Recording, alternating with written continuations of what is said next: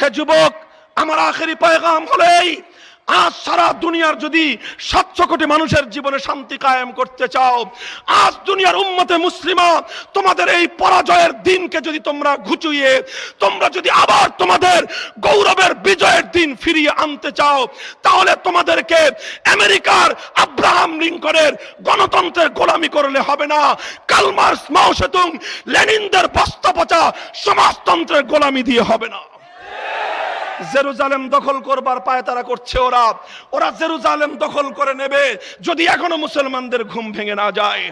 ওরা আজকে আমাদের পার্শ্ববর্তী আরাকানকে দখল করেছে, এখনো যদি আমরা ঘুম থেকে জেগে না উঠি, সেদিন বেশি দূরে নয়, শাহজালালের বাংলার মসজিদের নগরী ঢাকার শহরে ওরা ঢুকে পড়বে।